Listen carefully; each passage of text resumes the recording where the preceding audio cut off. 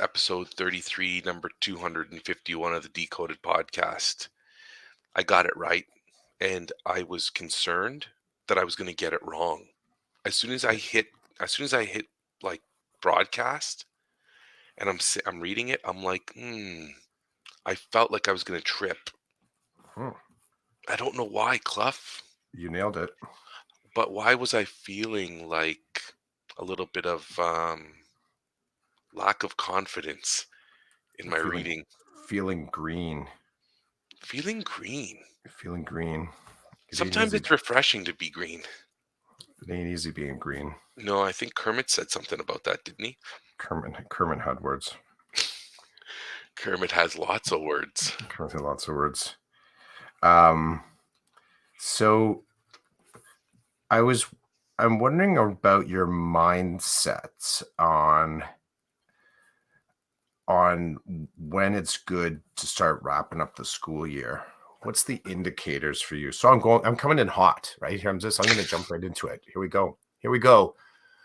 Where are we? Right. Decoded podcast. So third week of May for me is,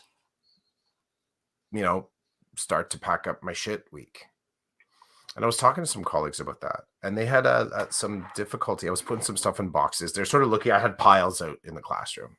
They're like, "Hey, how's it going?" And they're like, "Are you giving books away yet?" And I'm like, "Not yet," because I've done that. Like, I'll just post up a photo to the school, say who wants something great to read, and I'll just sort of post all the spines. I said, drop by my classroom. I said, if there's multiple names, just make sure put a post-it note in the front of the book so you know when you're done, someone else has asked for it. Fight amongst yourselves, so to speak, right? But yeah, third week historically is me starting to pack up my stuff. So, there's tools and resources that I used in first semester that I don't need out on display, out on the shelves. So basically, by the time we hit mid-June, we're just down to the bare tools that I need in the classroom. Right? I don't take down art, like if I have artifacts of learning up on the walls, like all that kind of artwork and student things stay, but I start to remove the teacher bits so that by the time I hit exam week, I'm in a pretty chill position. Like I can actually start thinking about designing for the next year. I can, like, my mind is kind of scrubbed because my space is organized and ready to go. And I will start to bring things home as well. Like there's some things that I can move. I have an office. I do have an office, though I only visit it. I only visit my office when I need to connect with colleagues, because some of my colleagues still like to use their office space. But because of the amount of connective work that I do right out of my classroom, I just set up meetings and I do my calls out of there. Like I don't stray too far. But yeah, I'm curious about that. Is it what are your thoughts on wrapping up the year in stages? Do you feel that there's an element of you got to keep all resources unlocked and hot and ready? Like you're doing the Little Caesars version of EDU. It's hot and ready to go. People dropping in. Or do you start to think of have you started thinking of the transition into summer, which, regardless of what you do with it, it really is now you're not at the school. So whatever you're doing, more time away from school than thinking about school. So it's your process of leaving. Where are you at in that? Well, this is an interesting question. And ever since I've known you and you get into this mode now, it's always been interesting to me for a number of different reasons. The first one is, so coming from elementary, um, I would say, generally speaking, for me, there's at this point in the school year, I'm considering this is the part of the year where I'm wrapping up, so to speak. So I'm not bringing stuff home. And if I'm staying in the same room the next year, I'm certainly not considering bringing a lot home because it's just going to live in the room because that's going to be my room next year. If I have to switch rooms or if I'm transferring schools, that's a whole other layer. So let's say I'm staying at the school and I'm staying in that room. It's not even on my radar to remove resources or anything like that. It's not even on my radar because I got to keep a lid on what's going on in that primary classroom. I got to keep the lid on. Now, this is transfer season right now in my district. So the first postings just recently came out. The second postings will probably come out this week or next week. And so if you're shopping or looking, then your head's in a whole other game. So and I can speak to that because I've done that. Um, if I'm leaving or if I have to leave, I'm really not considering right now anything to do with putting anything away. Because my focus is keep the lid on in the classroom and find a place to land. Now, once I find that place to land, then it's on. Then it's like it's on. So let me explain what that means. I find out where I'm going, then I start gathering stuff. I bring boxes in. I start to figure out, okay, these resources are mine.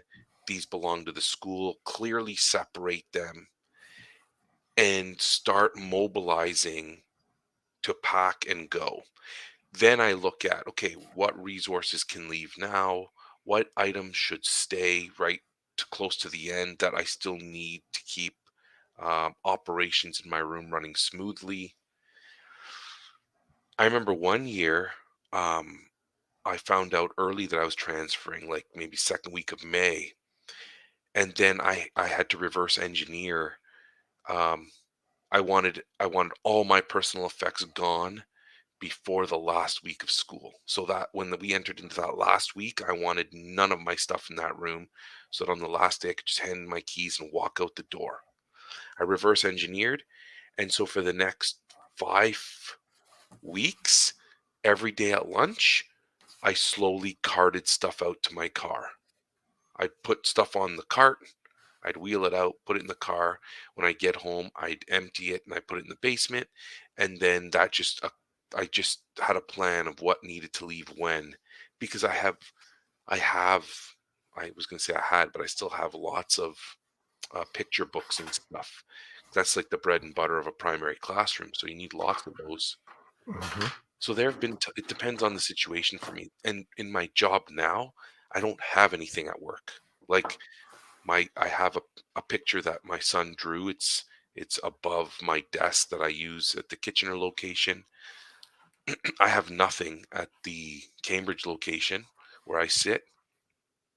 My car really is my office, and my notes are all digital. So um, it's pretty easy that way. I don't have anything. I have a backpack and I have digital notes.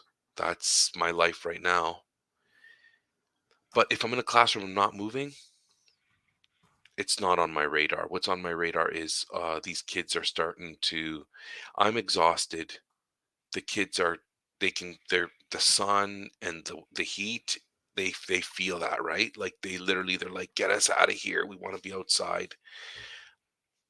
They're starting to be like, well, this doesn't matter anymore or whatever. It's like, no, you got to keep a lid on it.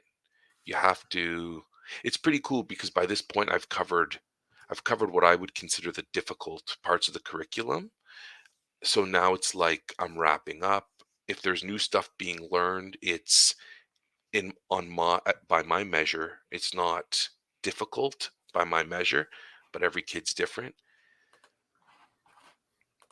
And then when do I start thinking about this stuff? Probably the second week of June is like, okay, because I don't like to leave. I like to have a buffer, and that buffer to me is the last week of June.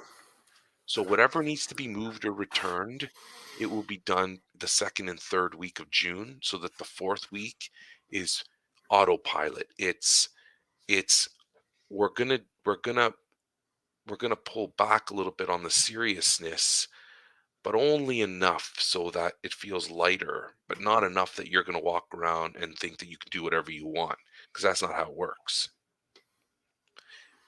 That's my process. I like, yeah. where you started with this idea of I've always been kind of, I guess, mind blown at, I'm gonna call it I'm gonna call it audacity. Audacity. That's what I'm feeling. I've always been mind blown at the audacity of believing that you get to keep your classroom the following year. I really am. I don't, I get it. You've anointed your reading corner. You've anointed your little computer lab and your creative look. You've anointed your beanbag cozy corner. I get all this. And you've adorned your room with everything that you think is necessary to bulletin board up edu, all the artifacts. So I get it. I get all that. I remember though going to my kids' school, really early memory when they're like grade JKSK grade 1, and I started to see like it looked like clutter to me. And I think there was an early little bit of me doing, how would I feel as a learner in the space with this much crap up on the walls all the time, like so much visual distraction everywhere. I get there's a system of organization. I get that. And it really got me thinking about my own classroom design. And I've told you my process. Like each year at the beginning, like I strip it down to the bone. And I like to sit there during that first week or maybe the last week of August. I sit in the room. Literally, I take photos. I might do a little bit of video. I'll record some reflections about where I would like to go with that room. Like what's the journey? What's the voyage? And so I think seeing people keep their room year after year, it's like rebuilding the onion skin. It's just another layer on top of another layer on top of that. And just kind of noticing like stuff that's just kind of rotting on the walls. Like it's kind of stuck there, but it hasn't been updated. The border's starting to fray a little bit. Now I get all this costs money. I get it. But in my mind, I would rather take it down than to leave it up just because because I invest time in designing something does not it like anoint it like it has to stay up forever.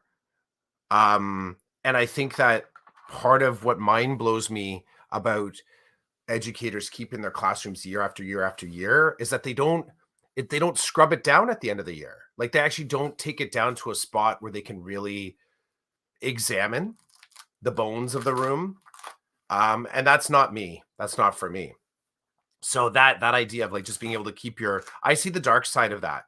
I also see how in high school, because there is the possibility of having to share a room, when it is so overwhelmingly, the iconography is so overwhelmingly in one direction of learning, it's a really difficult conversation to say, hey, can I just have this bulletin board over here so I can put up my stuff?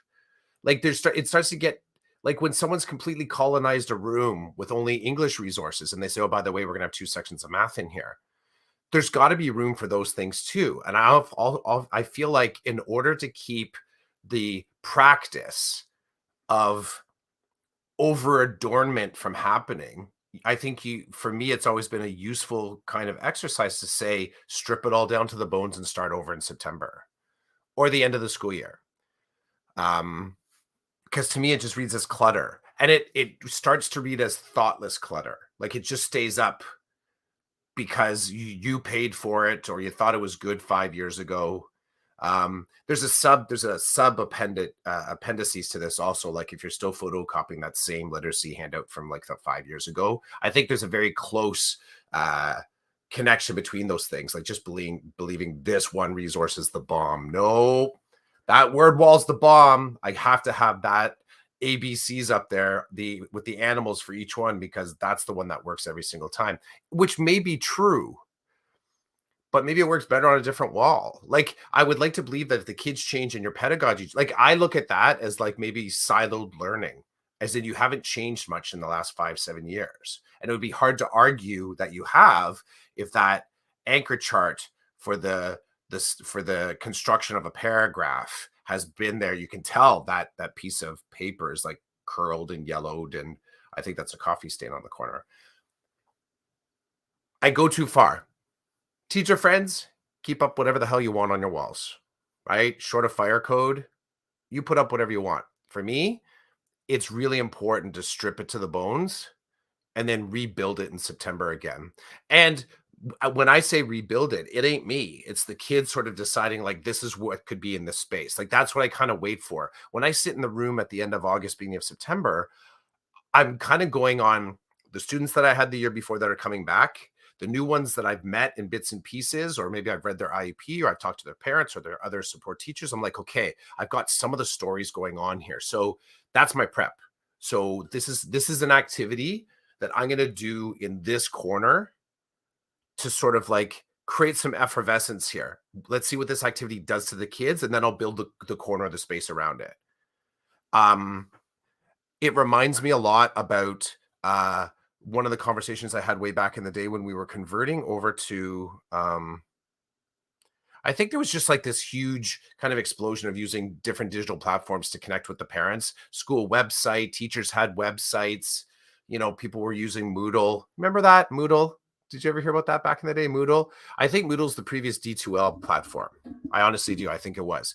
Um, I think there was some connection there. Anyways, Moodles were like early teacher websites where it was more of a learning management system as opposed to just a site with all the resources. I think Moodle had the opportunity you could do like surveys and questions and hand stuff in. So we were in this expansion point and teachers were complaining, yeah, the parents, I send 50 emails and they don't respond. And the flat out conversation that I found myself in is like, you have to go where they are. It doesn't matter the amazing a number of tools that you have. You have to go where the kids are. Oh, sorry, I jumped to my next point. You have to go where the parents are. So if the parents are telephone only and they will only talk to you once a month and it's on Thursday between 3:30 and 4:30, if you know that, stop sending them emails. Or in the least, stop complaining about the fact they don't respond to emails. If you know that's the pocket time, make a note, move on. I kind of think about classroom design in the same way. The enforcement of this has to be the reading corner is problematic for me.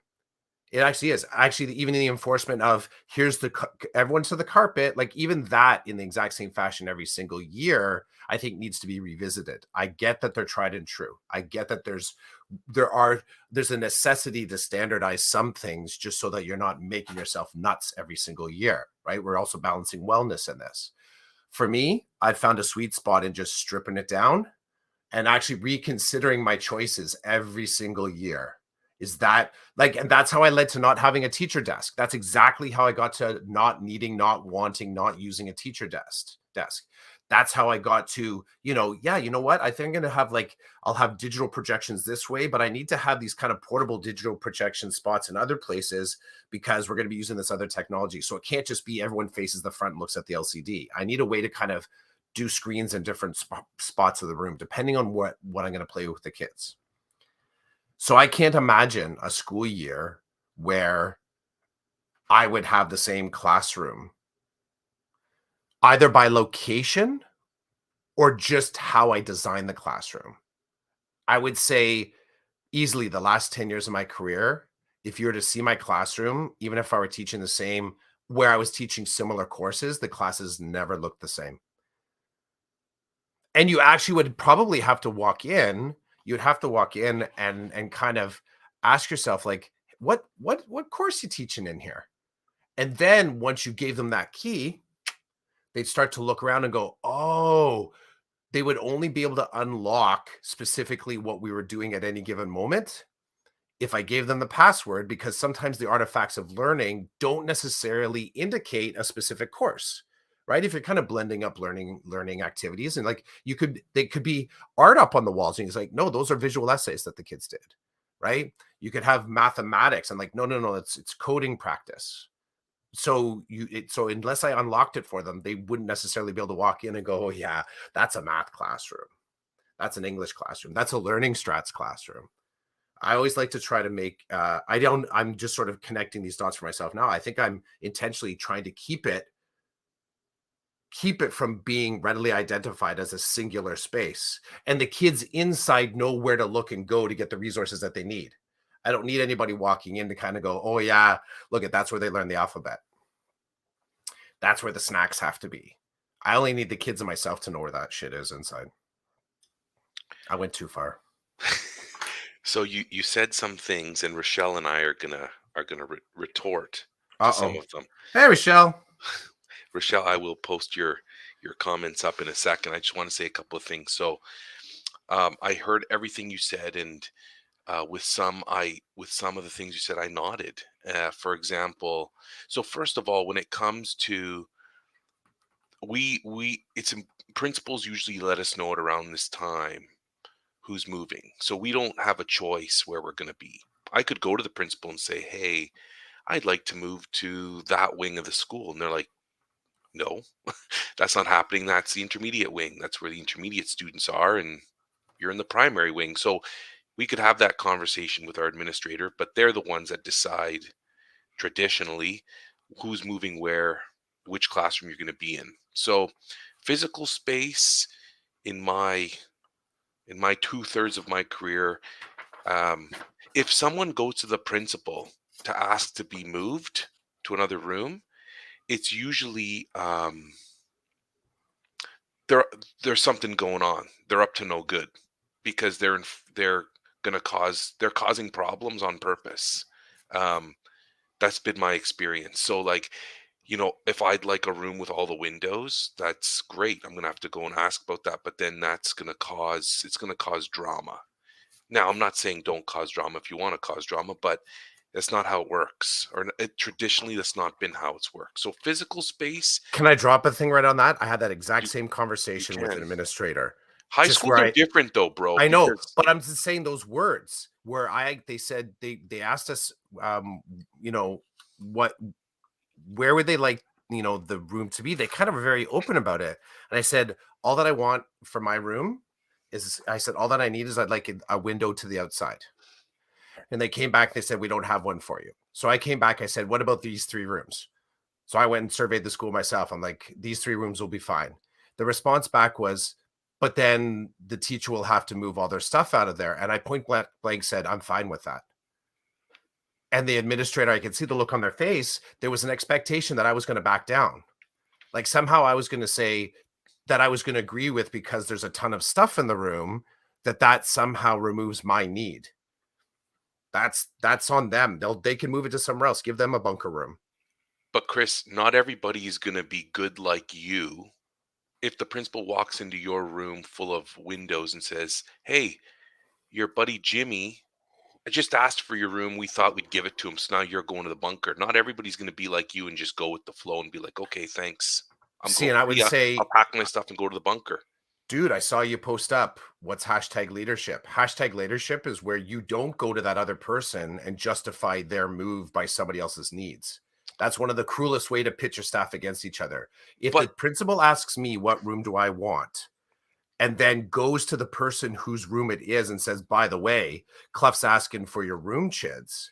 Then I'm thinking to myself, I'm out. That's a ridiculous bit of leadership. Don't pit so me against them. You make the decision and you own the fact that you're moving people. so then the principal comes to you and just says, "I've decided you're going to the bunker." I, Yes. yeah, that's what you're going to do. But not everybody's built like you. It is going to cause a huge problem. I'm not saying it doesn't have to happen. I'm just saying put your big boy pants on because there's going to be a fucking battle. It's gonna go, and Yeah. you'll be okay with going to the bunker, Hmm. but 10 other people that have to get bumped. I'm Hmm. just saying, if you go to the admin and you're like, "Hey, I just surveyed the school. There are 3 rooms. I'll take any one of those." Hmm. Okay, so the principal. I'm just saying it well go your way or can't go your way. So you get one of those rooms this year, and the next year you're back in the bunker. Do you care why or no? You're just like, I've been instructed to move to the bunker. I'm going to the bunker. I will not ask the principal why. I'll do Okay. my research. Okay, so you do your research and you'll find out Jimmy Yeah. decided he needed more light. Hmm. So then And what? here's the thing. Well, here's the great thing. So if Jimmy has been in a room that's been closed forever and is now like, this is one of the viable options, like this room, I can be open to that. I may go talk to Jimmy and I'll find that out. Like if they come to me, if the principal were to say to me, yeah, we're moving you, and they don't, so ideally they just say, we need you to be in this room over here. Mhm. Or they say, we can't have you in this room next year. We need it for something, for a different program. So they're making I will drop into the mindset that they know whole school needs best. So if they're coming to me and saying they need this room for something else, I will duty bound. I'll say, I get it. I'll do my research before they tell me we want to move you to this room. I already know the rooms that I would like to have. So whatever room I got right now, I already know the ones I want. So if they come to me and say you're out of here, I'm like, okay, I would like one of these rooms. So I will give that to them right away. If they say, well, we can't commit to anything right now, my second step is I'm going to find out who's getting this room. And I'm going to go to them, I'm going to talk to them. And I'm going to ask them directly, is this the room that you want to move into? Are you being told you have to be in this room? And then I'll go back and I'll have that conversation again with admin based on whatever data I can sort of suss out. But why would you do that? Why wouldn't you just follow the instructions like you were told? Well, because the other part that I won't necessarily comply with is an arbitrary decision. Like if it actually is like so many moves down the road and it looks like for example, right now I'm in a conversation right now as to uh whether or not I want a different room from where I am right now. So right now I'm in a bunker room, but I've rocked it. Like I've Mhm. put everything that I need in the room. It's working really well. So if I stay, I'm fine. Like I've built my program to make it work. Yeah, are there other spaces I would like to be? Yep, I'm back to that. I want a window. So what recently happened was a conversation where I was asked whether or not I wanted to come out. I was let to know that the possibility of one of the rooms that could be available. And the first thing I said, have you had this conversation with that individual too? And they're like, no. I'm like, okay, have the conversation with them. Not saying that they are going to move, but setting up sort of like a similar, you know, basically, there's the possibility we're going to need this room. I said, as soon as you do that, I'm going to go talk to that teacher directly and we're going to work it out together. And I'll tell them straight up, this is where I'm at. This is why, I'd like to have this room. Ultimately, admin decides. But I'll go right to the person that is either being moved or is asking for my space, and I'll investigate just what that path is. I can have that rational conversation. If they come back and they say, you know what, here's something I'd really like to do with my programming next year, and they've already got it mapped out, and they say, you know what, I've looked around, and here's the short list of rooms that it would work in. Like if they come with me at a plan, not just the all my shit's in the room kind of a conversation, or it's too much of a hassle to move kind of a situation. And I'll push back. I'll say, no, I don't agree. I said, I'm not going to give up the room, but if the admin moves me, I won't stand in the way of that either. I'm just My asked, are you good with your tactics, somebody doing those same tactics to you? Absolutely. Because Okay. part of it is where I say is let's bring the negotiations to the table because it's only in that space that we get past this idea that a teacher should that owns a room for their whole career. And there's a dark side to that where teachers start to become territorial beyond the actual this is the intermediate wing. But that's Teachers, not the teachers, bro. That's what do you mean? there's two, it's the administrators. If they Administrators don't make teachers territorial. No, the administrators tell the teachers that's the intermediate wing. They're Agreed. So I'm just saying this locks us out of any possible conversation of school growth. Sorry, one possibility of school growth. Because if we absolutely believe for some reason, if there's so my kids' school right now, they decided that this is the play area. This is the absolute best player area for the juniors. And then they put portables on the play space. So they had to move all the kids to it. They had to say, now this is the best play space. So if that decision can be made in an utter lack of creative kind of mode, just because circumstances change it, why don't we just go into it in a creative mode? Why don't we step into it willingly and kind of say, let's reevaluate this frequently to make sure that it's not just our sort of like comfort zones that we're satisfying, but we're also kind of like putting ourselves in a position to be innovative. My monitor keeps clicking out. This is frustrating. I see light. Yeah, I don't know what's going Yeah, on. let me just check my Well, I connection do know again. what's going on. Oh, what? It's Clank. No, don't say that. It's not. No, I don't mean it in a negative way. I just mean it like it's There Clank's is only a spirit. negative way. It Clank is doesn't. n Clank is Clank. Anyway, um, Okay, so I think we veered off. We I did. guess what I'm coming back to is this: whether we like it or not, Yep. in elementary school, administrators are responsible for making the Can you still see decision. me? Is it Oh, I can still see. Yeah, I can okay? see you. I got no I can monitor. see you. I see you off kind of on the side doing your thing. Yeah, I'm Um, just kind of futzing in around. elementary, there's a couple of points I wanted to make. Number one, I do agree that it's very important. I know I would go down to bare bones, and I would, like Rochelle, I would usually keep my backing and my borders on my bulletin boards for a few maybe 2 or 3 years, and then I would change them because then it's like, okay, this has got to go. It's got to change. Okay. Um, but everything else comes down. The word wall comes down. Um, like all the anchor charts that were created in my classroom were created with the students. So all of those come down because those students are gone. I'm gonna have new students. So now I have to tell you, there are some anchor charts that I will hold on to and tuck away because I would like to try to replicate them with my next class. But that only works if the next class really kind of really kind of buys into the ideas that the last class bought into. It's strange. It's like, no, I've got a framework. I would like to try to keep this framework, but I don't know how it'll grow inside that framework organically, if that makes any Right. sense. So all the anchor charts come down because with the new class, we're going to create all new anchor charts. So I wanted to say that because for my class, that was always important for me. I took that very seriously. Um, very seriously. And yeah, because they're supposed to be created with the kids. That's how the kids learn to own it and really understand it, and they feel like their voice is being heard. So there's that. Rochelle also talks about the structure. Whoops, sorry, Rochelle. This one. Sometimes we're at the mercy of where the Brightlink's computer has been placed. That's true. I mean, it's facing one way. It's there. It's not going anywhere. So you So have to tell me play with what is that? I don't know what that is. our our projector. We have a Okay. whiteboard, and then the projector's there, and it shoots at that one whiteboard. And if you want all the kids to see the whiteboard when you're projecting something on it, then you have to figure out how you're going to set your room up or what you're going to do to I ensure. want to be I want to be cautious.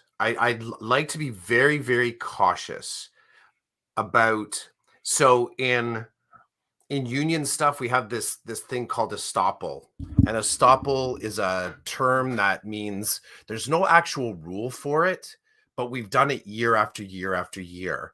And that can become really complicated because it can be confusing to some people, as in there's a policy, there's some legislation, but all it really is it's reinforced habit. Now, from a union perspective, this can become problematic because unwinding what the actual must do from the what we're currently doing can cause complications because you argue that you're not going to do it anymore, and then you start to get into this place of, but we've been doing it for this long and we've established these other supports around it, so we need to have a kind of a bigger conversation. The estoppel kind of thing, a big badass version of this is the whole extracurriculars. It's a perfect example. There's nothing on the books that says we have to do it, but we've gotten in the habit of doing it. And as soon as the conversation pops up, like we want to adjust it, it's like, whoa, whoa, whoa, whoa, whoa, whoa, wait, wait, wait, wait. Like we're not going to pull that off the table, right? Because it's like this weird ass added value to what we do as teachers. Sorry. So even that comment that Rochelle said about that's where the LCD projector is, that is a portable piece of technology that can be moved. The board on the wall can be moved. And I want to challenge, dear listeners, I want to challenge you just to think this way, right? Because it can be about like I'm hyper simplifying I get it. Well, it can't be put anywhere else because where are we going to put the board on there, right? It's hard mounted in the ceiling, the cabling, there's a whole lot of that. And I get it. The Bright Link maybe isn't the best example of this, but we let the system off easy. We let the system off easy and the leaders in the system off easy when a certain complacency comes into compliance and we start to look at our spaces with less vibrancy than there's actually there. That's my only suggestion here. And I get it, be the person, to be that teacher that takes down your LCD projector every year and goes that far. I'd like to meet that instructor, but I know there's many instructors that will say that I see them near the end of the year, the beginning of the school year, and they put in their work requisitions because they want the cork boards moved to the other wall, and it gets done. They get their whiteboard moved, and it gets done. They get recabling. They ask for the recabling. Now, I'm not saying you come in like happenstance here, but again, if you've got the plan and you say, it's almost like, I bet the board kind of thinks, we can, there's a whole pot of money that doesn't get used that's specifically earmarked for teachers making modifications to their classrooms. And they don't do it. And I would say part of the thing that keeps people from doing that is A, teachers that aren't moved with any regularity, and B, teachers hanging on to resources that were the best because they put a lot of effort into it, but it never comes down. Oh, no, no, no, no, no, don't touch it. If that comes off, I'll never get it back up again. I'm just offering a different perspective to sort of look at this. I don't Thank you, Rochelle. You lit me up. I don't disagree with your premise. What my position is that, bro, it's about time and it's about energy. So Mhm, what are we going to fight for? Every teacher's going to fight for something different. Um That's what I'm telling you in elementary school. Rochelle makes another good point. The structure of the school rooms often dictates which grade level go in an elementary school. So I've seen beautiful kindergarten classrooms that aren't going to work great for grade fives. The mhm, toilets are really low to the floor. Like there now I know who cares, right? Let the kids take a leak wherever, but it they have some schools have been built that way. That it doesn't work well for the clientele in the room. I don't disagree with your premise. I really don't. I just think, what are people willing to battle for? If I love my It's a great principal, question. what are That people I willing th to battle for? And I think that's a fantastic question. I think it's a fantastic question, and I wish, that we had more people kind of in the room that would say, what is their actual line of non-negotiable? And then say, okay, if you were to cross it, what would happen? Because it's not just about identifying the thing that you thought you would never do. It's like, what happens when you do go across that? And I love this conversation. Well, Dominique, welcome. She says she challenged the placement of it. I'm assuming she's talking about a whiteboard or a Mhm. bright Hey, links Dominique. projector. And the work order was put in, and they came 6 weeks later and moved it. And Mhm, I give two thumbs up to all the people that made that happen. mhm, That does happen sometimes. And sometimes you're told to take a hike, and then you mhm. have to decide what's happening here. I've seen teachers transfer over the fact that they've been moved rooms. I've seen them I think that's transfer. an amazingly passionate and productive and edgy thing to do, and I fully support them moving to another school to get what they need to be an amazing teacher. Yeah, I'm with I you love it. 100%. I know I was in one of my schools, I was moved from one grade to another. Mhm, I told the principal that I had no interest in teaching that grade, mhm, and the principal was like, well, the principal was shady, because then the principal said, well, if there's an opening, we'll let there were tons of openings, and the principal just wasn't being honest with me. mhm. Um, and I left because I was like, well, that's not what I want to do. And it's fair. It was what's the word? Like his move was something he is permitted to do in his role. He's permitted to do that. Um, and I wasn't interested. So I Mhm. left. And that's fair, right? It's the dirty. So let's try to stay clean. But everybody's different. I have much Yeah, more respect for administrators who are, Roland, I'm not moving you into that room. I know you want to go in there, but Laura's going to lose her mind because she can't handle going to the bunker. mhm, And then it's like, but I've done my time in the bunker. I don't know what light looks like anymore. I mhm, haven't spoken to humans in years. Can you let me out of the bunker? It's like, well, you've done a good job of living in the bunker. So keep mhm. that up, because we can't move her to the bunker. Like, it's I don't know. And maybe sometimes they shouldn't even be telling me. They shouldn't. And here's No, where they I will shouldn't. press. I will press until they tell me no.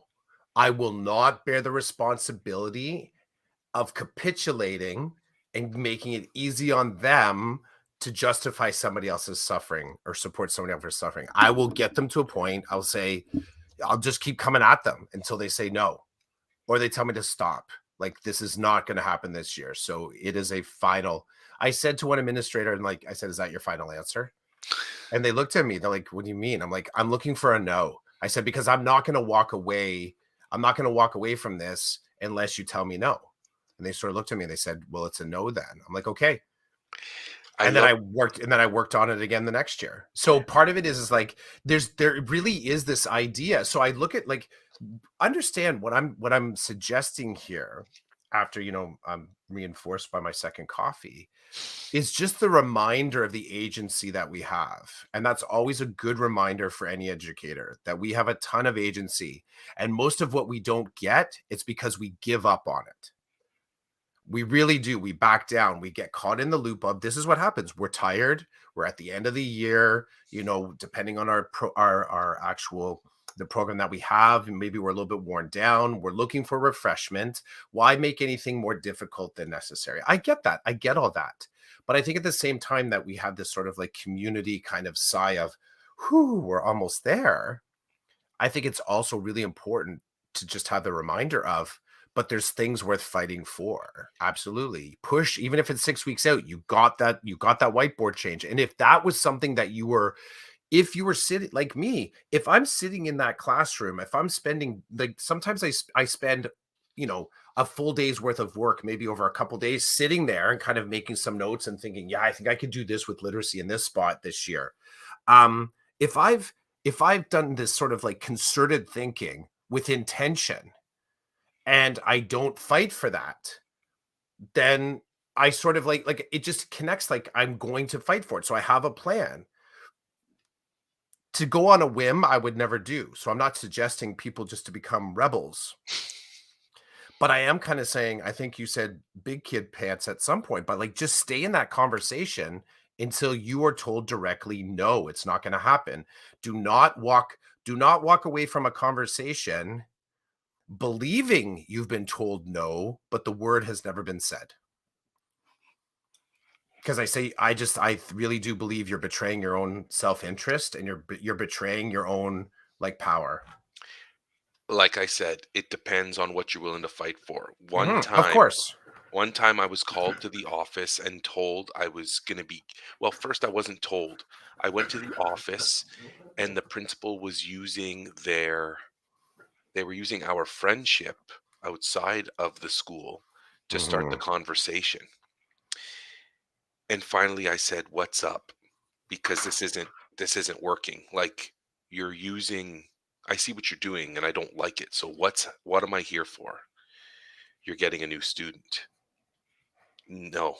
I I shook my head. I said, "No, can't happen. It's not going to happen." And this was during COVID, so there were rules in place on when kids could leave virtual school and come back to real school. Like there are policies and procedures. I'm like, "Nope, this is breaking the policy, this is breaking the procedure." And like I was outside of myself. Like I removed a part of me. I don't know what to call that part. Let's call it my soul. My soul stepped out of my physical body and was observing this. And my body was saying, no, no, no, no, no. I was doing the hands. I'm like, no, I can't have another kid. Um, there's policy, like there's policies and procedures. Like this isn't happening. Why isn't the other grade 3 teacher getting this kid? Because I have more kids. And like, so all the teachery stuff was coming out, like why this shouldn't happen, right? And I guess I was looking for the principal to just say it's happening. Like I've made my decision, this is happening because I don't think that person was expecting any of my pushback. They were just Mhm. expecting I need to tell them. So I'm going to tell them and then we're going to go on with our day. And I was like, no, no, no, no, no, no, it's December. No, no switches till the end of January. Like I was literally, that's what I was doing. And I'll give this administrator credit. They backed off because they could tell I was coming in hot now. I was like, "No, you're gonna have to friggin' lock me up somewhere and force me to take this kid." Because that's where my head was at. That my I was broken. Now that I look back during COVID, I was like, well, it was day to day. I'd tell you I'd get to school. You and I would polo. I'd get to school Mhm. and I would end with, okay, well, I guess I have to go inside now. Turn it off, get up and go inside. I remember telling you that every day. So I was in a bad spot like many people were. And then finally I was like, no, no, no, can't happen. It's not happening. And the principal said, it's happening. They start on this day. They're going to be in your class. I said, they're in my class. Yeah, they're in your class. Okay. And then my soul came back into my body. And along the same lines, I was like, well, you're the principal and you're telling me that this is what's happening, right? Like you're the boss and you're telling me that you've made a decision. Yep. Okay. And that was the end of that conversation. It's interesting too, because in my career, when I look back, there have not been many. I'm not the one to go in and bark often. The barking happens maybe 3% of the time. The other 96 or 97%, it's like, okay, these are my instructions. I'll do my job. Um, but that doesn't matter. That shouldn't matter. Like even when I say it, it shouldn't matter. If you are listening to this and you're a teacher and you bark 97% of the time, keep barking. You can. It's your right. We can't question authority. Sure, we can. We can ask questions. We can. We can explain our perspective, whether they agree with it or not. It's a whole other thing. And we do have agency, as you said. We do have agency. I've seen one school has decided to use their agency to turn things around on their administrator. And I'm like, I'm kind of monkey in the middle, so to speak, because I'm not part of the school staff, but I do communicate with the administrator. And I think I may have told you this. I told somebody this recently. I'm like, I'm in the middle. I'm not siding. I certainly am not siding with the teachers because what they're doing is not helping the student that I'm there to work with. I'm certainly not siding with the administrator because they have a job to do and they must do their job I'm not an administrator, I'm a teacher. Mhm. So if the teachers want to band against the administrator, well, that's their business. That's what they do. I don't have to join them because I'm not on their staff, and I don't have to back the principal because they're not my people. Mhm. So I'm there for the kid. So what's going to work for the kid? And then other schools who should have, I've been on a staff where we should have used our agency together, but there were too many pleasers on staff. That staff had a huge culture of people pleasers on it. Um, and they refused. They're like, no, we're not gonna make a stink because we're here to please. Yeah, but the more you please, the worse it's gonna get, and we're gonna feel the burn collectively for this. No, we can't do that. We're here to please. Okay. And then there are people on their own fighting their own fight, you know, guerrilla Mhm. warfare, so to speak, because they didn't have an army behind them. It's very interesting. It's very interesting. And over the years doing this podcast with you, I have come to accept that not all conflict is bad, and sometimes entering into conflict is good if your intentions are in your heart's in the right place. You're not going into conflict just to, well, maybe you are to let bombs go off and cause problems, but there are valid reasons to speak up, speak back, speak out. See, I would say park your heart, park your feelings, That's not everybody develop. though. But dude, I'm just giving the counterpoint. This phrase of your heart's in the right place means that I'm like I come in with strategy, I come in with curriculum, I come in with wellness for the kids. I come in with chunky, technical, thought out reasons. I do not want to be in a conversation that says that's going to be stressful for that teacher to pack up their stuff and move to that's feelings. I'm not going to do a conversation. We can't. The more that we do that, then we move away from a conversation that the general population can have. If we're going to lean on feelings primarily as the reason, that with the good intent, like, no, have a good plan. I think as soon as we get into feelings, then we get into sides. We get into like some person's feelings are sort of more important than someone else's feelings, and it just gets cloudy and it moves into a space where we're not actually building anything. We're just making space for stuff, which I get is necessary. But on a technical level, if you can't justify why you're keeping like you as the teacher, if you're being asked to say, like, I get that we're put Rochelle or Dominique said, we're put in spaces depending on what cohort we are, what level we are. I get that. But if you're asked why you would keep the room, I think you need to talk about that on a technical level. Do not talk about your feelings because your feelings are way too subjective. You can't get to a space where how your feelings actually makes the kids learning better or the overall program better. You can't get there from there in I'm my just mind. I'm acknowledging that there's all kinds of different people, and some people are more True. feely than thinky. Yeah, that's And true. on staff, You got to be both. I agree. You do need yeah, both. You do I need both. think you have to find a way to learn to Mhm. flex when you need to. But that's a lifetime activity. It is.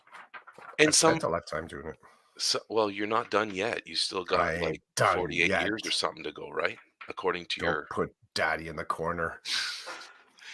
I just there's a lot of layers, and this all started with the rooms. I don't Mhm. know how it works in high school. Yeah, I have got a pet peeve with high school. So I go into do some it. high school classrooms and I don't see any artifacts of learning on the wall. I don't know what Yeah. they're teaching in that room. So that bothers me because I'm like, my kid's learning history in here, but I don't even know it's a history classroom.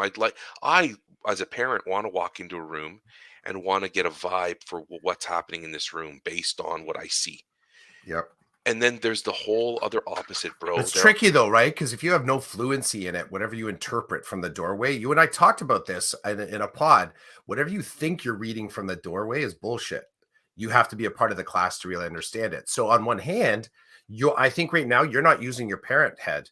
You're using your teacher head right now.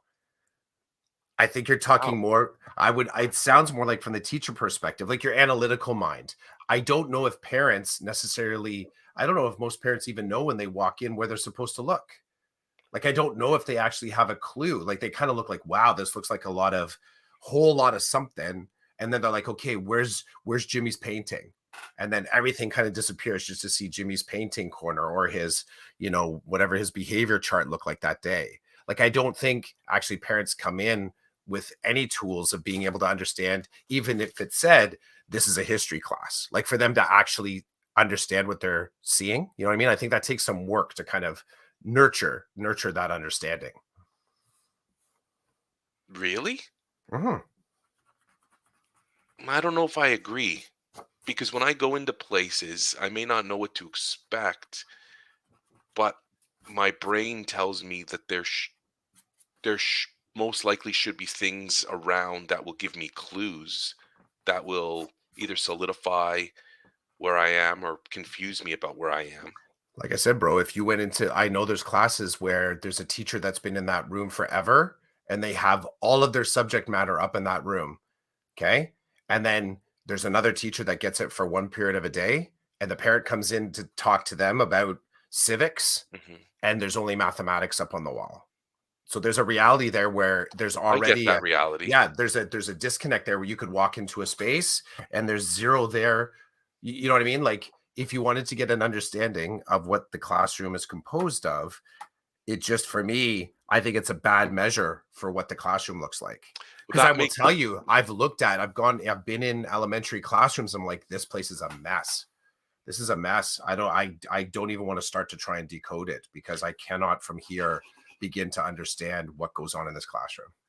that does make sense, and that I would agree that that usually happens in high school. Not every teacher that you're meeting with has a room that they can call home Mhm. the way that some people make it their home. I agree with that.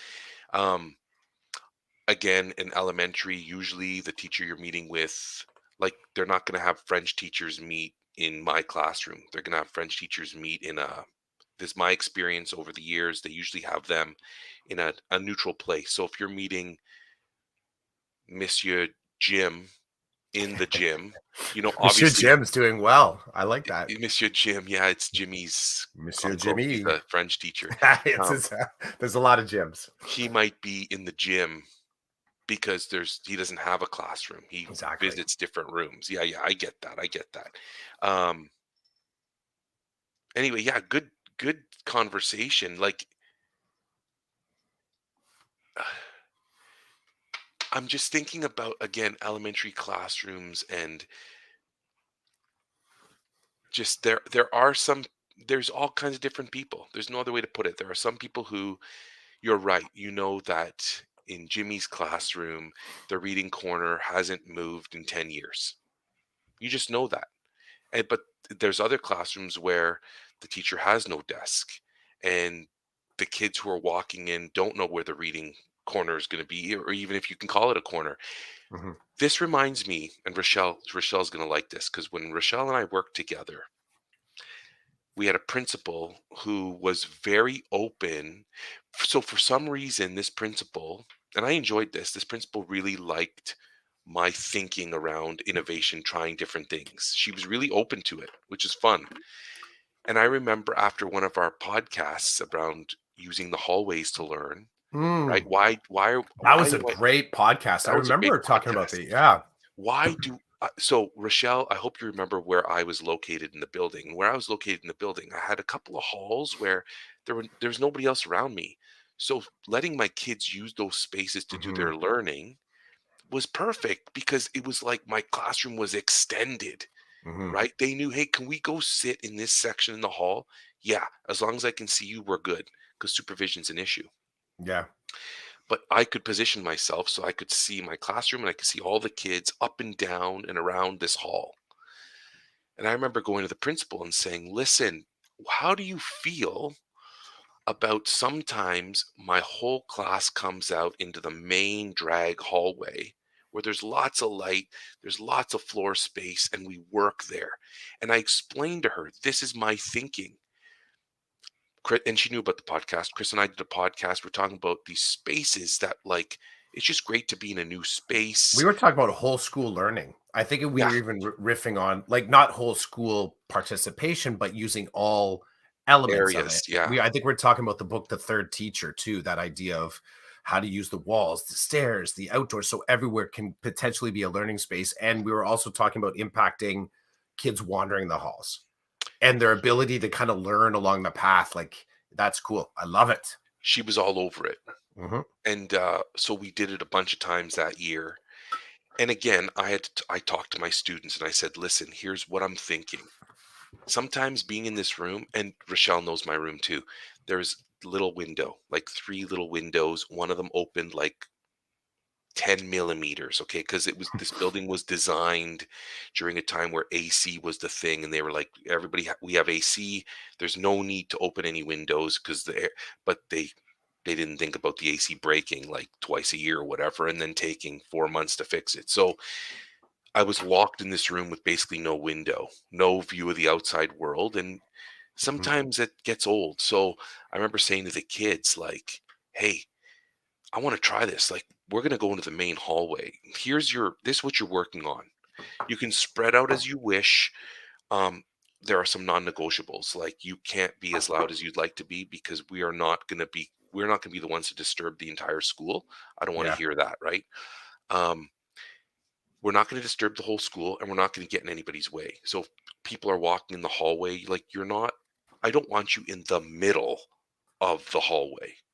So let's figure it out. Let's think about this so that when as a reasonable individual, I look down the hall and this was a long hall. You could be anywhere you wanted, but I don't want to hear like excessive, unreasonable noise. And I don't want you disturbing anybody in their path or doing their thing. Okay. We went out there and we did it. And we did it a lot, like twice a week or whatever. And the principal, I invited her to come and look and I'd say, hey, like, check this out. Um, Look at them like they're working. Go talk to them and ask them what they're learning. My hope is that they know what they're doing right now and why they're doing it. And if they don't, well, I'll address it, but most of them should know. And then she loved it. She was open to it and she could see that I wasn't being a dick about it. Like, I was serious about this. How do we get these kids to learn in different spaces, and the how to be part of community? Like, if we're right in the middle of the school and we're making a ton of noise and disturbing everybody, that's not cool. We Yeah. have to abide. We have to abide by some perimeters because we're not the only ones in the building. So that was awesome. But then I'm working in a school now, and I'm not going to give any of it away. Nobody's allowed in the hall. Mhm. And I'm like, this is crazy. You've got so much space, so many cool little corners and stuff. Nobody should be in the hall. And the other day, I pulled a couple of kids out, and this teacher has a standing table, so we bring it out to work with. And the kids are like, Mr. C, we really shouldn't be in the hall. Like, we're not supposed to be in the hall. And I kind of show them my badge, and I'm like, we're in the hall because I said we're in the hall, and I have this badge for a reason. I'm a teacher, so if somebody wants to give me shit, they're gonna give me shit, and I'm okay to take it. So Mhm. let's get to work. This is our space when I'm here, right? And it's like I'm just owning it. Where do you want me to work? Like, I don't have a room. All the rooms are taken. People are in them, Yep. but I can't work in the hallway. Where do you want me to go? Sometimes we go outside, and I just tell the office I'm going. I don't say, can I go outside? I'm taking this kid outside. He's with me. I'll return him when we're done. Rochelle, she's your classroom had one window and it was very little light. That's right. Yeah. And when the AC worked, it was awesome. And when the AC didn't work, it was really bad. Yeah. Welcome, Coach Turby. Procrastination proof with Coach Turby. Coach says schools in New York City look like jails. I feel bad for teachers that teach in that environment. Um, Not cool. I'll be the first to say raw materials are important. So, coach, thanks for dropping that one in. Rochelle supporting Chids' like mini Windows slot experience. Raw materials are important, and I would that's I also why I'm just going to reinforce this in a school where the raw materials, whatever that room looks like, are not evenly shared and distributed amongst the staff. It is incumbent on a school to be mindful of that refreshment factor. If it is known that there are classrooms that are completely decked out and are amazing to be in, I don't care if it's the kindergarten classroom with the 2-foot high toilets. It has to be included in an overall kind of wellness approach, because it is not reasonable for 10 out of your 60 instructors to have prime teaching space. And if we accept that the room and the raw materials, we don't want them to be jails. I mean, Turby, like, dude, don't even get me started with the one of the philosophies of like the carceral process of school to the actual like actual jail. So if we start to draw a line from positive, productive, generative learning experiences where kids want to stay in the class and they want to do something other than run street, like heck, we can have that conversation too. So I'm just coming back to this other side of let's make sure that if it is disproportionate, as in we know the sweet spots and we know the ceiling parts that leak, you have to share, you have to move people around. There's just there like just from that pure equity stance, people have to be moved. And I think you only have to do, one round inside a bunker room or a room with just a little window slot to realize that you're pretty happy to move to another space. And when it's said to you, you know what? Okay, we've had you in for a couple of years. We need to kind of rotate some people through. If you've had that experience, you get it. But the individuals that have been gifted these spaces that are just great light, the blinds work, the light switch doesn't give you a little Kramer as you sort of like hit it. So come on, like there's this other kind of big picture, and the open secret that teachers in a school know who has the good rooms, and there's entitlements that go along with it. Like that's not good either. And every school has those people that they've managed to keep that same room. And you walk in, it's like you're walking into their university dorm room. Like the amount of stuff that's in there. Like hey, I got lamps in my room too. And I have like, the tea corner in my room too. but all that shit I can pack up into boxes and I can move it to another space, which I'm in the process now of kind of that's why I start in week 3 babies, right? Because part of it is in order for me to sell my room to somebody else, I don't want them to see my stuff in there. That's the other part that I'm thinking. They need to see a blank space. They need to see the opportunity. If I have my stuff all clustered in there, like if they don't like the look of what I've done in there, and I'm somehow kind of saying, "Hey, you want to trade rooms?" They're like, "Woo, look at what you've done." So next week, babe, starting to take stuff home. So Rochelle says the newer part of the school is so much nicer, which is hilarious Oh my because gosh, this pitch building. pitchforks and torches and people saying, "I want the like." Come on, we know this. Open secret. So it's Open hilarious. The secret. new side of the school is windows as far it's all windows, It's all right, glass. Rochelle? It's a full glass wall. It's like this school is dark and light, literally, and then there's the main hallway Oh that my separates the gosh. two. But I have to tell you, okay, so the classroom I was in was not desirable for most people, but I Mhm. didn't mind because I had the room and then I had Dude, this. that's different. That is different I where was you're o going. I was Yeah, yeah, yeah. okay. Like I was like, okay, um it's hilarious. Sometimes I would literally, as the kids are working, I would go to the little window and I just stand there with my face pressed against it Wait, did because it face out to the hallway or no, outside? Outside. it faced out to, like, the schoolyard, but I would be like, Okay. I just kind of, "Mr. C, what are you doing?" I'm like, "I'm just getting some light." And I would literally be like this, and then I'd look, It's vitamin D time. and Vitamin D time. sometimes I would crack the little window open and just I hold love it. it and then I can breathe imagine it you out. walking over to the window, just putting on your sunglasses for a second, just to sort of like bask. And that's where my desk was, so that when I was sitting and planning and writing Mhm. stuff down, I had a little bit of light because Oh, light's important to me, but yeah, Chidiac and his sunbeam. so then yeah, the one beam. The Yeah, one beam. when the rainbow would I only see one color of the rainbow, Yeah, right? yeah, yeah, it's awesome. But Because this room, the window was too small, it would well, it all was get like, filtered out. Yeah, it's exactly. so I had, like, a really cool back, they called it the porch. It was like a back room, and Mhm, that's where my 3D printer was, and I had a sink there, like, that was where the tech was, and there was a round table there, so I would conference with kids, and we'd make videos there, like, that was cool to have. I really liked that, and lots of storage space.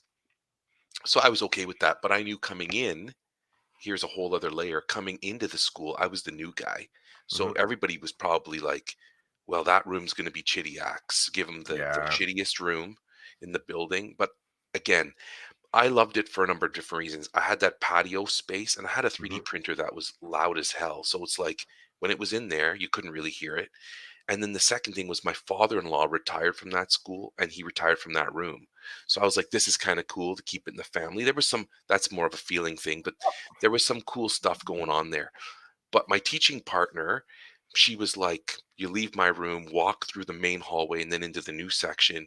I'd walk into her room and I literally needed shades because the like she didn't even have her lights on because mhm. the windows for days, right? Like just the sun hit me. I was like burning from the light. Um, Rochelle, are you still in the opposite corner of where I was? Oh, Rochelle.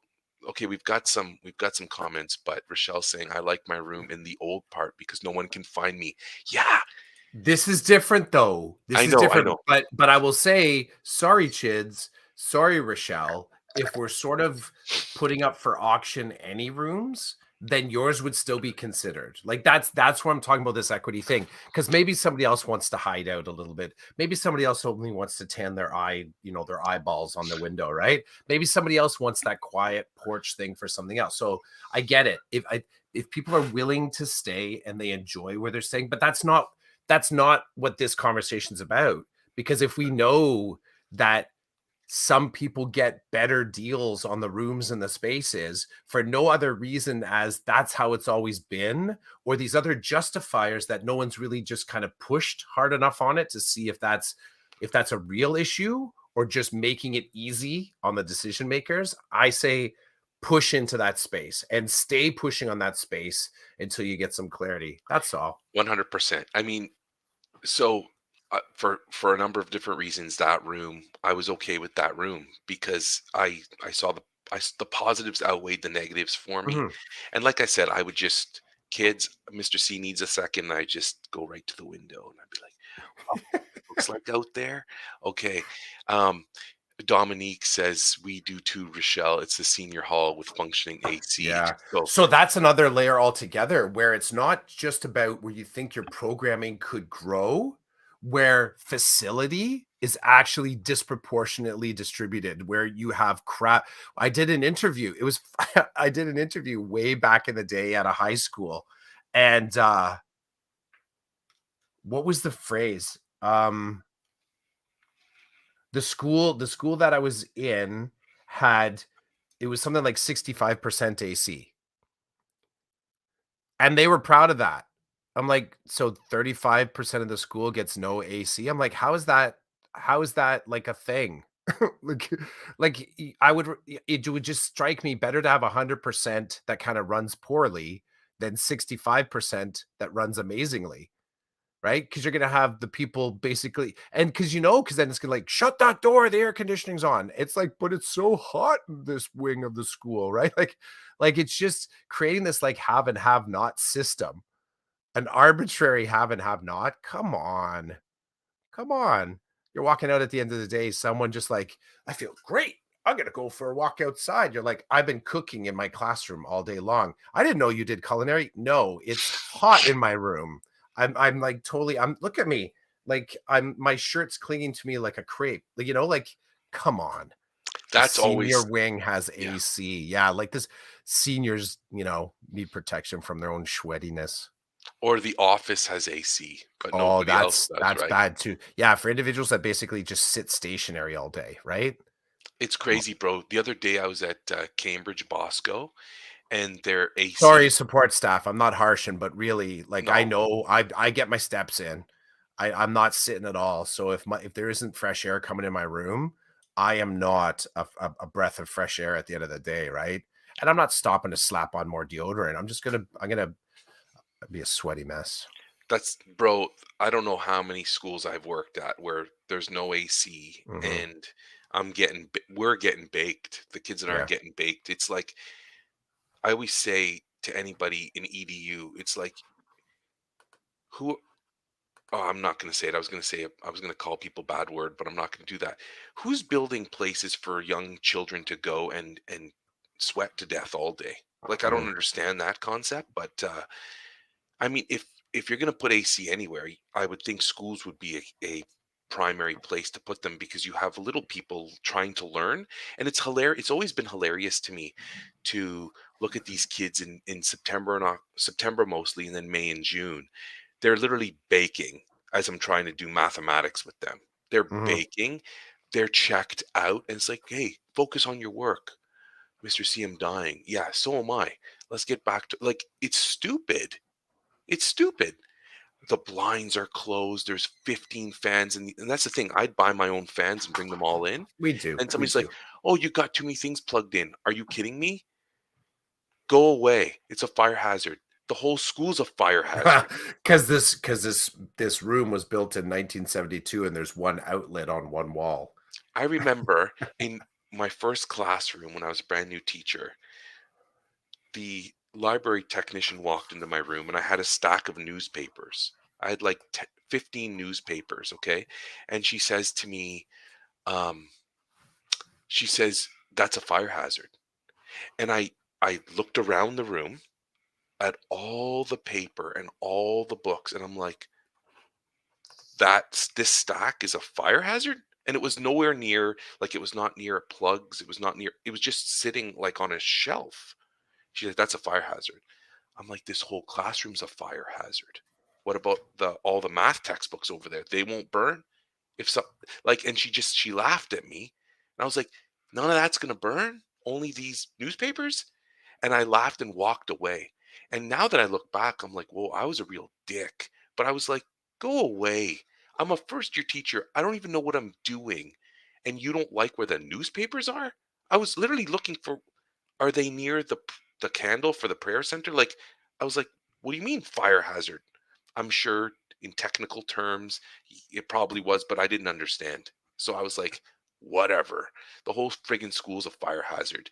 But yeah, blinds are closed. It's dark. I can't even look out the window because that heat will come in and burn someone. There's fans everywhere and the kids are dying. Mhm. I would come to school knowing that when I left, I was going to be sweating. If I knew when I would start. I'm like, okay, school starts at this time. This is the heat outside today. Yeah, by about 10:45, I'm just going to be dripping. My beard's just dripping. What am I going to do? I just stay hydrated. I try to, keep the humor up, and we just keep learning as best as we can. Um, Rochelle says that my porch is now the planning teacher's office. So, Rochelle, while there's a classroom happening, people go into the classroom and into the porch to do planning. That seems a little bit shady. And then, hey, welcome, um, Duder. Um, oh, Here, let me get the right name for Duder. Emperor's Card Emporium is here visiting. Good morning, Emperor. Um, why is it Emperor Duder on Twitter is visiting with us? He's Okay. got great graphics, so people on Twitter, you should check out Emperor Duder. He has a YouTube um, site called Bad Financial Advice, which makes me laugh. Duder and Bo Diddley run Bad Financial Advice, and don't tell anybody. But right now, I'm having this back and forth with Bo on Twitter. Bo's trying to like convince people to watch his YouTube channel, and he's doing all kinds of stuff using like Jedi mind tricks and hypnosis. And I keep telling Bo, Snacks will do it. it's not working Snacks, on me. yeah, snacks equal subs. So you got to get like that's. I don't know how you do that. I don't know how you do that in virtual meets, but snacks equals subs. Duder's laughing. I love it. Thanks for checking us out, Duder. I appreciate it. We're Nice to almost meet done you, for. Duder. Yeah, this is Chris Clough, Chasing Squirrels. Big into AI these days. He's a highly creative individual. Lots of poetry. Lots of poetry. That's Chris Clough. Is that wrong? I'm going to box you in. Poetry, AI. You know what? You lift the box. I'm not there. You lift the box and you're not there. Go ahead, That box w- me in, and you're oh, like, you lift it, like, where the hell did he go? And then he's I'm gone. behind you, right?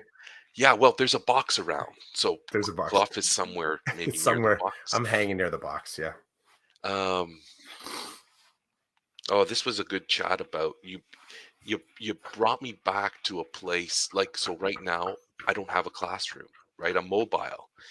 And when I walked into Bosco, the Cambridge location the other day, and they're like, "Our air conditioning's broken." I'm like, "Sweet, I'm gonna sit down and do my administrative stuff before my next meeting, and then I'm gonna get into my air conditioned car and go to my next Yeah. thing, to my next air conditioned school." So I was like, "I'm out of here." But Mhm. I said, "Where are all the fans?" They're like, "What do you mean?" I'm like, "The AC's broken." So I imagine people are gonna bring fans in, and they're looking at me, and I'm like, "Oh." And they're like, we've told our principal, like, "Hey, we need something here. It's really bad." And we're talking about kids in all dead. They're not gonna come to school if they know they're gonna be sweating There's a buckets certain amount everywhere. of wheel greasing you want to do, right? Yeah, like some pretty simple barrier lifting you can do. A fan is helpful. It can be helpful. It gives you that kind of like even the sound, maybe just a little bit of a breeze gives you some sense like maybe it's a little bit cooler in the room, even if it's just moving warm air around. Circulation helps, right? It does. It's Yeah. it's one of those parts of the schema where you're like, "Oh, there's an attempt to cool this area down. That's good. I'll be okay." Hmm. Even like you said, even if it doesn't work, um, we'll be okay. I've spent a lot of years in what I would call the furnace room, and that's just the classroom that's in the sun all the time, or Hmm. a non-desirable classroom. Um, it's one of the in EDU, there generally is a culture of the new person gets the shittiest It's stuff. the worst. That's the worst. And The I do hazing, the the hazing. hazing. Yeah, yeah. It's ongoing. It happens. Yes, And only second to the new person getting the breakfast schedule, which can be connected to the reason they get the dog breakfast is because the person that's had that class, see, it's all connected. The person that's held on to that classroom for 10 years because They just has somehow been able to leverage a class list that, or a programming uh coup that allows them to keep their, their roster. But that's so 2 years ago episode where we kind of explored that. But we know it happens. We know that new teachers sometimes are given what's perceived to be not a great schedule. It's a filler schedule, and often they come in knowing that, right? They kind of, the way that they parse out offers, transfer offers, and contract offers are like, okay, you get a 0.5, and you're getting these two sort of like sections of whatever prep planning, you know plus you have to do custodial work. Like, it's a mixed bag of a schedule. So you come in knowing, but just the fact that we exist that way is unfortunate, And we're because not talking. Yeah. we know it happens. We're not talking new as in, like, fresh out of the faculty of education. Like, Maybe I even new to the school, it can happen to well, someone. it's happened to me every school I've moved to. Mhm. So I walk in, I know half the staff, and I'm still getting, "You're in that shitty room, and here's your class list," and then they snicker, and early, Yeah, right? sometimes they do. They snicker, and it's like, "You know Or you're what?" going down the hallway with your box of stuff, and as you sort of pass classes, they're like, And it's, you know what, though? Early in my career, when I was more naive, I didn't get it. Later in the "Mm, career, I'm not naive anymore. no." I just go in, I do my job, I do what I need to do, and I work with the kids that are on my list. And you never know who you're really going to get along with and who you're not going to get along with. It's a great way to become unnaive. Start a What's podcast. Start a podcast? Start a podcast. Get outside your head. Get outside your space. I Dominique have a says, wall. Let me read this one. I want to read. I have a wall of windows, fans. I didn't read that well. Try again. I have a wall of windows, fans, and a small window AC unit to cool the room. Nice. That's a good flex. It feels like a little greenhouse, and that's the new person to the schoolroom. Yeah, yeah. That's a hyphenated identity at the end there, right? Like the new person to the school room. Yep. Um, we do, and we create, and we mitigate, and we sort of make the best of it. And then we take that template and we tell ourselves, well, if I can do it here, I can do it somewhere else too. And then we become really creative and you do it in a second space that sucks. And all the while, there's the teacher leaning in their doorway like this, like, because they don't have to do a damn thing to their room because they've been in it for like their whole teaching career. so one of the tactics principals use to get people to move schools is to move the rooms and the grades. Um, Isn't it unfortunate that there's negative connotation there attached to that? is, so Because we don't have a positive conversation to have, so we're going to do negative connotation. well, the principal says, things need to change here. So Roland, you're going to go teach this, and so Mhm. and so you're going to teach that, and that means that you're going to move rooms. And the next thing you know, half the staff is gone, which I think the principals, they like, because then they can bring people in that will fit with their vision. Um, yeah, there's a lot, man. There's a lot of dark to it. I don't mind talking about it. I said here today, I didn't get along with this one principal. I didn't respect this individual at all. I won't even Mhm. pretend that I did. I did not. And they didn't like me and I didn't like them. And so when the opportunity arose, it was like, no, I'm moving you to this grade and you're going to go across the way. And I was like, I don't mind the moving classrooms, but I did mind how dirty they were with the grade thing, which that's a whole other conversation. But I left and it worked out better for me in the end. And I'm sure he found somebody that worked better for him. So worked out for everybody, but there was no leadership there. There was Slytherin. There was a lot of snake magic, right? Lots of Slytherin. So, but that's okay because I learned a couple of things. I certainly don't want to be a leader like that. Actually, I Mhm. can't even call that. I don't want to be a manager like that. That person wasn't a leader. Yeah. And I can say that and I'll say it until they prove me wrong. Gary, welcome, Gary. He says, interesting how space and possessiveness can impact. We know this. Yeah, we know this. We that's and culture will trump rules every single time, right? We know this. So, I mean, for a little while, but then eventually, if the rules are consistent and evenly applied, that type of pressure can crack culture. It can lift culture too, right? But there's just so many assumptions there.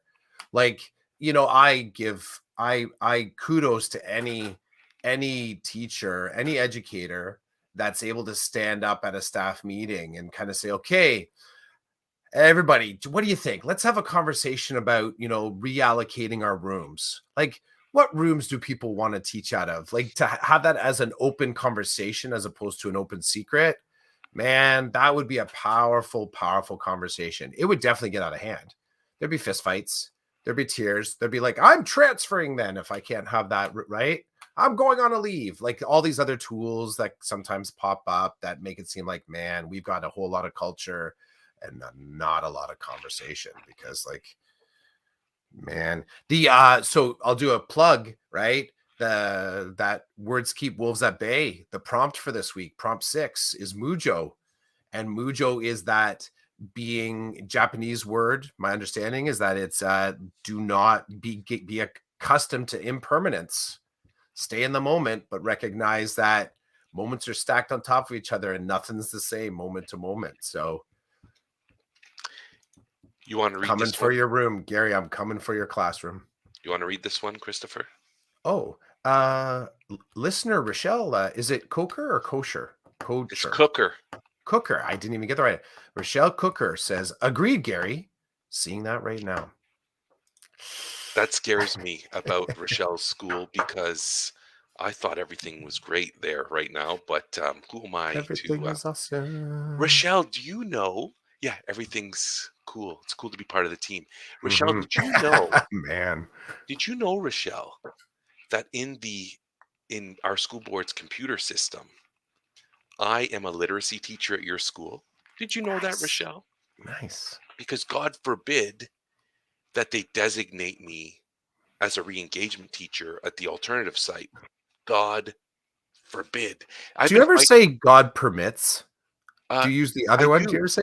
Do you? Yeah, you're Not like that. Not right, like right, that. right. But Okay, just wondered. You just had me thinking there. it's hilarious. Yeah, there's any movie about misfits like Suicide Squad, I love and that. there's a old war movie about all these misfits that they bring together, put into a unit, and they end up saving the world. And that's us at Bosco. I hope Carla's not listening, my principal. We are the misfits. We are like, so I'm the literacy teacher from Bauer, and then the our co-op teacher is stationed at my son's high school according to the system. My principal's the principal at adult education, Mm. not alt education. Like, So it's all the whacked. site info is wrong, And because God forbid, right? or we would like God to permit Hmm. that they Or recognize this. God bid it this way. I've got some more for you to read here, Chris. I didn't know you were Okay, I'm up. interested in reading, but I'll um, flex. Let's go. Let's I'll go. flex. Okay, so Thanks for making me reflect, Gary says. Thanks for making me reflect. Gary also There's says, no one. Yeah, my class is always changing. Yeah, no enforcement here, Gary. I can't make you oh, read, which is a fun activity. I do that with the kids about mindset. I oh, tell them to look at a word on the wall and mhm. say, try not to read it. And they're like, what are you doing? I'm like, that's a thing. That's a thing. Never felt attached to a room. Yeah, I've lived that life. And I've lived that life where I have a cart, I have an elevator key, I have everything that I need. I pack it all up at the end of the lesson and I go across the school and one floor down, like going from 12 o'clock to 6 o'clock on the dial, but one floor down. I've had that life. I've had that life. You know what? But it's an experience. God permits. God permits. Yeah. We're getting some hands up from coach on that one. Yeah, I guess equal opportunity here. That if there's going to be some forbidding, there's got to be some permitting. Just The whole, saying, right? We're going to balance that. so yeah, Rochelle, I thought I left the building, but apparently I have not. Okay.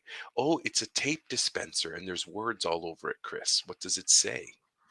My tape Oh, dispenser, my room, not yours. Mine, mine, mine, mine, mine, mine. No touch, no touch. okay, so And the tape says no, no, no, no, no, no, no. I laugh, but I shouldn't laugh because I do Do you have have tape? Do you have I tape have like that? okay, so anything, it's mostly stuff that I own. Right. I would take a Sharpie because you Mhm. can't easily get rid of Sharpie on stuff quickly. I I mean, like it can be silver done. Sharpies. I do that with silver Sharpies. I And I think are write good. I've written chids on, Yeah, yeah. like, my stuff, because stuff goes walking. Yep. Stuff goes walking, Do, do, do, which do, is do, always do, funny. do, do, do, And do. not only, like, my three-hole punch, which is very important to me in a classroom, but, like, the tech that I bought myself, like my robots and stuff, yeah, chids is written all over it Mhm. because some people like to walk in and they just like to take whatever's there that's not glued to My the associate table. teacher stole my back in the day, stole my stapler. It was the Office Space. You've seen the movie Office Space? No. Oh, Office Space is it's a culture meme, but basically one of the main characters in it gets reduced to this is actually perfect. So in downsizing of this company, this guy that's been they eventually I think they find out that he actually doesn't even have a job there, but they move him from like an office down to a smaller desk. And the boss is like, okay, we're just gonna need you to go down to that closet. We're gonna need you to go down there, need you to go down there. Basically to the point where he's reduced to like a corner in the basement or something like that. At which point his manager comes up and like takes his stapler as well. And the dude's like, my stapler, you took my stapler. So yeah, my associate teacher stole my stapler. Way back, I was in my first year of teaching. And the thing is, he said he didn't. But I saw him. I saw him pack it up with his stuff, and I'm like, I was busy doing a thing, and I'm like, "Have you seen my stapler?" He's like, "No, what did it look like?" My stapler. So my tape dispenser, my room, my rules. God does not permit. God forbids. Well, why do you never visit? Oh, I think that's for you. That is for me, but Mhm. I never realized that I was always reading the comments. So when you said, "Hey, let me read one," Mhm. it's like we should do Mhm. this 50-50 if I wanted to be in your room for a bit. these are my comments, Chris. I read the comments. Why don't I visit? Rochelle, there are some th- Rochelle, Is this there a are some is I yeah, I'm wondering if this is a practiced answer, like, you're just like, "Oh, damn. Okay, now I gotta answer for it." Rochelle, there are some people that would maybe make a big stink of me visiting your school. Hmm. I don't have a student on my caseload at your school. Yeah. God forbid if I was in the area, I'd stop in. I don't know your principal either, so they may be like, "Why is Chidiac on my turf?" I don't know your principal, but I know of principals that, "Why is he here? Mhm. He's not supposed to be here." Then they make a call, and because they're all principals and they're important, they throw their weight around, and the next thing you know, someone's having a conversation with me about, "Where were you Tuesday afternoon?" I'm like, "Why?" "Well, because so and so called so and so," and oh, okay.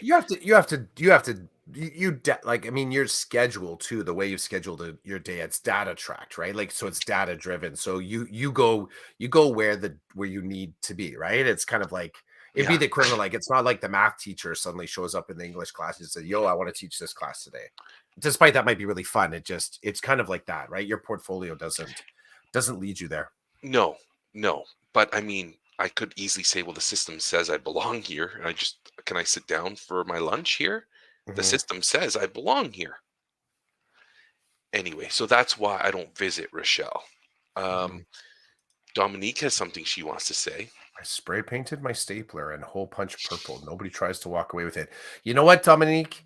I'm not going to burst your bubble, but my stapler was a stapler that my dad gave me from the Bank of Nova Scotia way back in the day. And back in the day, the Bank of Nova Scotia had some pretty funky color schemes, but my stapler was orange and this really weird brown and all metal. So, if you get an all metal stapler nowadays, you're paying a mint for it. And I think the brand is Swingline. So it's like a classic one, right? Classic thing weighed it weighed a ton. So I say yeah, purple, sure. But dude, my guy like took the exact complementary colors one for me for whatever reason, thought that he should own it. Although, I mean, part of it is like as the new teacher, I just didn't step into the convo. I'm like, I guess I'll just get another stapler. So then So Rochelle's responding and saying her stuff's labeled, but yeah. we amp it up here. Dominique comes back with, well, labels don't matter. There it goes. So, yeah. So you got to write it like all that kind of stuff. My tape dispenser. Mine, mine, mine, mine, mine. And Not then yours. No Rochelle touch. Rochelle's appalled. I'm gonna Wait. infer Rochelle's appalled at the colleagues that would do that. Can you hear Rochelle saying that? You can hear those words, just the shape of it. Oh dear. I just had Oh this dear. vision in my head that if I were ever to have another classroom again, it would be epic, epic if I just took all my personal belongings, took some butcher paper and put it down in the middle of the classroom, put all my belongings on the butcher paper and just got different colored spray paint and just Hmm. go at it and just a Hmm. rainbow of colors. So anybody who walks in is like, why is your hole punch like red, green, and blue? Well, Hmm. so you don't take it and call it your own. That's why. The Um, the tech now though, you could do so much better stuff. Like, the dude that creates those skunk spray and glitter box bombs with the people that take his Amazon stuff. Like you could probably put something together with that. Some GPS tracker on it, something. A little hidden camera, like a little lipstick cam, right? With a microphone set up. Proximity alert. It makes outside your class, and the thing just goes like wah, wah, wah. And it's like, oh my god, why 'Cause I is the love it. Yeah. stapler alarming? Because it's mine. It's mine, not Okay. yours. Mine, mine, mine. No touch. Nope, nope, nope, nope, nope, nope. Dude, What I do you, want to go have breakfast. I was just about to say, let's get out of here. Yeah, Oh, Dominique's got a solution. you can. That's high investment. A couple more years, they'll be a lot cheaper though. Yeah, Apple AirTags. You can do that. Yeah, you can low jack anything these days, right? Where's it gone? So I have had, okay, so Gary says I have had items borrowed that were given to me by past students go missing. Yeah. I've actually borrowed back items from people and I realize it's mine. I'm like, where do I know this from? I can't remember what it was I got from somebody. Oh, clipboards. I went looking for some clipboards. So I'm one of the teachers that's doing like the peer ambassadors at the schools. So they need some clipboards for parent teacher night. So I go around, I look for some. I'm like, I'm looking at one, and often on clipboards, like I'll kind of do drawings or just put my name Clough on an edge. And I'm holding this one up, and I'm like, I don't even remember lending this one out. So I basically had my own thing lent back to me. So then I had to go to the teacher. I'm like, because at that point I walk away and I notice it. And I go back to the teacher saying, do I go, I still on my desk, do I go back and say, this is actually mine? Or will they think that I just took it from them and wrote my name on it and then say it's mine? So complicated. Hey, Duder, thanks for checking us out. Um, Thanks, Duder. Duder, don't tell Bo. I do see your bad financial advice sometimes. Don't tell Bo, okay? We got to make sure Bo's got to work extra hard to try to bring me over. So anyway, um, good stuff. Thanks for Yep. the conversation. Thanks You to too, bud. everybody who checked in with us this morning. I can shut it down. Yeah, for sure. Dominique, Rochelle, Duder, Coach, thanks for checking in with us. We appreciate y'all. Gary, I appreciate Gary it. too. Oh, Gary. Sorry, Gary. I did not mean to leave you out of the crew. Gary's Appreciate it. like those old anchor charts on the wall. He ain't going anywhere. Mm-hmm. We forget that Mm-hmm. he's there sometimes because they've been on the wall for years. Mm-hmm. Anyway, okay. This was season 6, episode 33, number 251 of the Decoded podcast. Thanks for checking us out. And don't take this away from us. It belongs to us. It's ours. Ours. See ya, Clough. Ciao, man.